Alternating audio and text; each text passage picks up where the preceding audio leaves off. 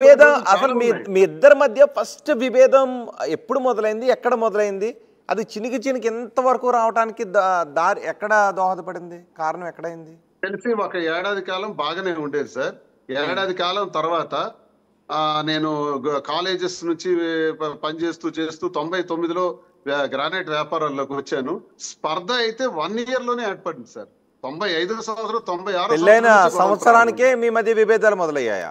విభేదాలు స్టార్ట్ అయినాయి. కాకపోతే నేను ఈ విషయాలు బయటకు రాకూడదు, ఇవి రహస్యం, కుటుంబ రహస్యాలని నేను దాన్ని జాగ్రత్తగా కాపాడుకుంటూ ఎన్నాళ్ళంతా వచ్చాను. ఎప్పుడు చెప్పుకోలేదు. ఎప్పుడైనా బయట మీడియాలో చెప్తే మా మామ చాలా గొప్పవాడు, నా భార్య ఒక దేవత అని నేను చెప్పానే తప్ప ఎప్పుడు కూడా కుటుంబం గురించి అసభ్యంగా కానీ, ఈమె ప్రవర్తన గురించి కానీ, నేను పడిన కష్టాల గురించి కానీ నేను ఎప్పుడు చెప్పాల్సినటువంటి అవసరం అది తప్పదు. ఎందుకంటే పిల్లలు ఉన్నారు. అంటే నిజానికి కుటుంబం అన్న తర్వాత, ఫ్యామిలీ అన్న తర్వాత, భార్యాభర్తలు అన్న తర్వాత ఎక్కడో చోట తిట్టుకుంటారు. వాటిని కలహాలు అని అనలేం, పెద్ద పెద్ద గొడవలు అని అనలేం. సర్దుకుని వెళ్ళిపోవటమే ఉండాలి. ఆవిడ సర్దుకున్నారు, మీరు సర్దుకున్నారు కాబట్టి ముత్యాల లాంటి 2 పిల్లలు ఉన్నారు మీకు. 30 ఏళ్ల పాటు కాపురం చేశారు మీరు. సో ఈ రోజు గొడవలు వచ్చాయి. ఈ రోజు గొడవలు వచ్చినప్పుడు పాతి అన్నీ 1 yearకే మా మధ్య విభేదాలు ఉన్నాయని వాటిని బయట పెట్టుకుంటున్నారు. సార్ ఇది సర్దుకోవడం అన్నది తనకి ఎప్పుడు లేదు సార్. ఎప్పుడు పని వాళ్ళ మీదే ఇల్లు నడుస్తుంది సార్ మా ఇంట్లో. తను నాకు ఎప్పుడైనా వండి పెట్టడం కానీ, తను ఎప్పుడైనా నాతో ప్రశాంతంగా 5 నిమిషాలు మాట్లాడటం కానీ ఎప్పుడు ఉండదు. నేను ఇంటిలో బయట తిరిగి ఇంటికి వెళ్ళేటప్పటికి షూ తీసి ఇంట్లో అడుగు పెట్టంగానే స్టార్ట్ అవుద్ది గొడవ. ఆ గొడవ ఎన్ని రకాలుగా మారుతుందో తెలియదు. ముందు మా తల్లిని తిడుతుంది, తర్వాత తమ్ముళ్ళని తిడుతుంది. మా అమ్మ 30 ఏళ్లలో మా ఇంటికి ఏ రోజు రాలా. ఒక నిమిషం గాని వచ్చి కూర్చొని ఒక టీ తాగెళ్ళారని కూడా లేదు. ఒక పొరపాటున మా అమ్మ దగ్గరకు నేను పలాస వెళ్ళినా 1 నెల 2 నెలలు గొడవలు అవుతాయి, కంటిన్యూస్ గా అవుతాయి.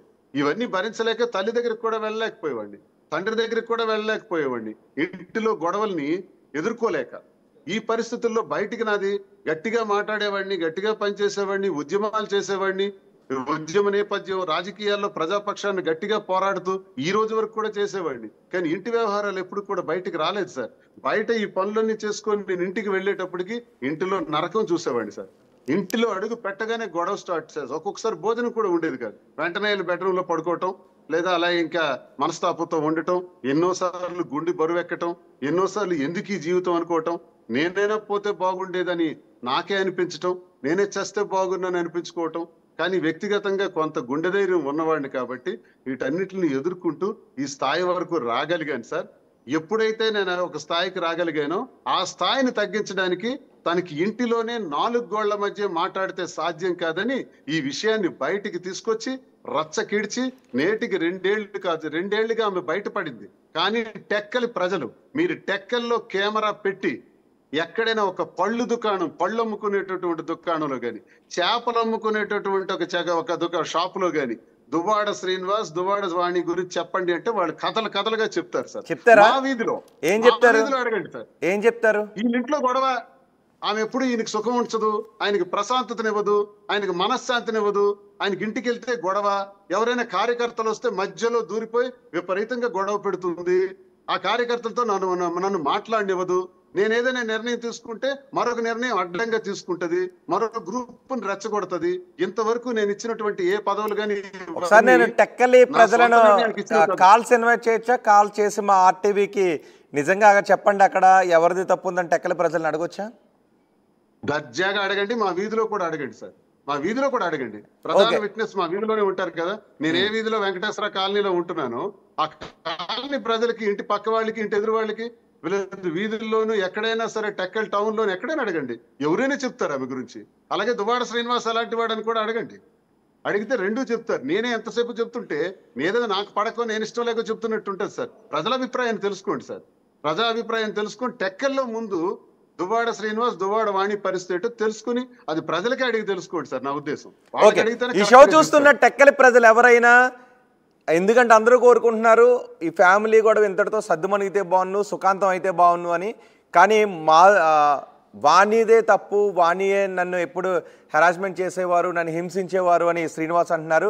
నిజంగా టెక్కల్లో ఉన్న ప్రజలు ఏమనుకుంటూ ఉన్నారు? మీరు మాకు కాల్ చేసి కూడా మాట్లాడొచ్చు.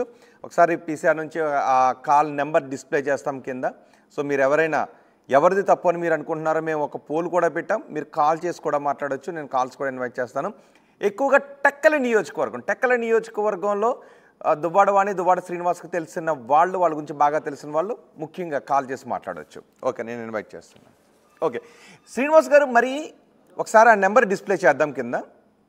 ఓకే శ్రీనివాస్ గారు, ఇంత జరుగుతూ ఉన్నప్పుడు మీ ఇన్ని ఇయర్స్ నుంచి, అంటే చిన్నప్పటి నుంచి పిల్లలు పెరుగుతూనే ఉన్నారుగా, మరి మీకు సపోర్ట్ చేయాలి కదా. మరి ఇంత గొడవ వద్దమ్మా, ఒకవేళ వాణియే తప్పు చేస్తూ ఉంటే, వాణినే మీతో గొడవ పడుతూ ఉంటే పిల్లలకైనా అర్థమవుద్ది కదా.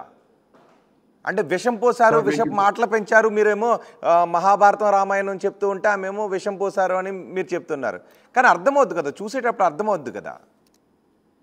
సార్ ఇప్పుడు నేను ఉదయం 7-8 గంటలకల్లా బయటకు వెళితే మళ్ళీ రాత్రి 10-11 గంటలకు వచ్చేవాడు సార్.